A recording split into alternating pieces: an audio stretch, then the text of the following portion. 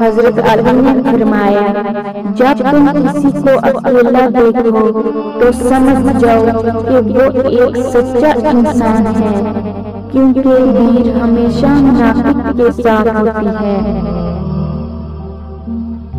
کبھی کسی کو یہ مت کہو کہ تم مجھے یاد رکھنا، تم اگر یاد رکھنے کے قابل ہوئے تو یقیناً یاد رہ جاؤ گے۔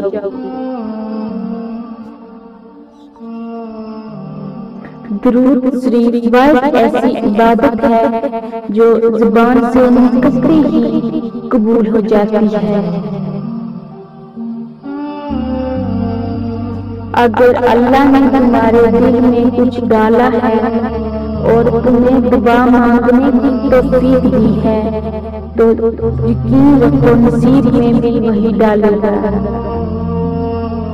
ہمیشہ دعا مانگتے رہا کرو، کیونکہ دعا کبھی رد نہیں ہوتی، یا تو قبول ہوتی ہے یا آخرت کے لیے ذخیرہ ہو جاتی ہے، یا مصیبت کو ٹال دیتی ہے۔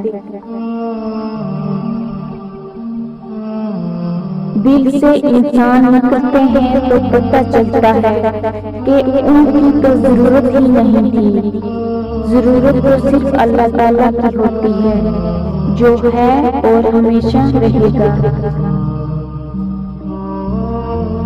بہترین ہم سفر کی سب سے بڑی خاصیت یہ ہے کہ وہ آپ سے اختلاف اور ناراضگی کے باوجود بھی آپ کا خیال رکھنا اور فکر کرنا نہیں چھوڑتا۔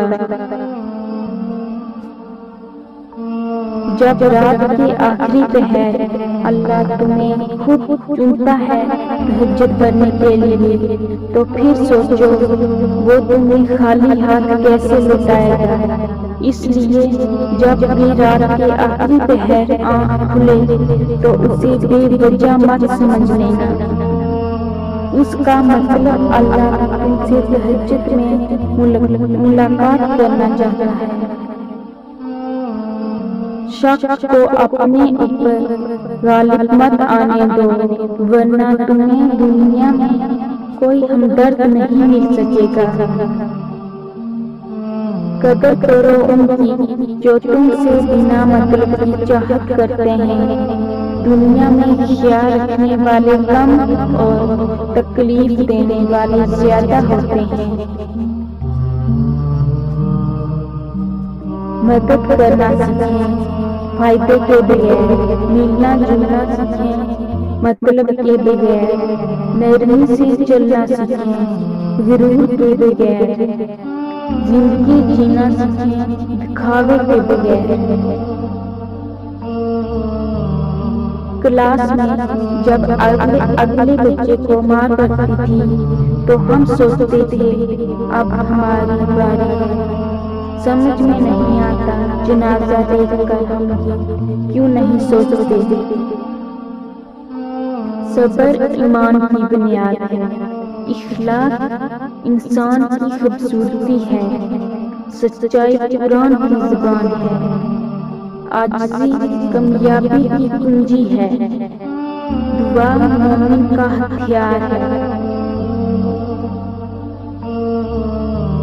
انسان تو ہر گھر میں پیدا ہوتے ہیں مگر انسانیت کہیں کہیں جنم لیتی ہے۔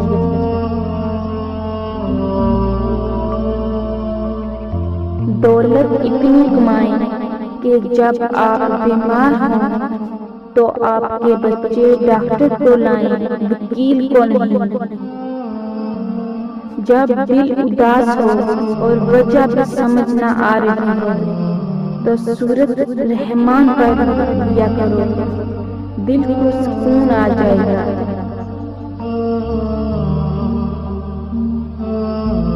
اللہ کو پکارو، وہ ٹھیک انہی لوگوں کو وسیلہ بنا دے گا جو تمہارے کام میں رکاوٹ بن رہے ہیں۔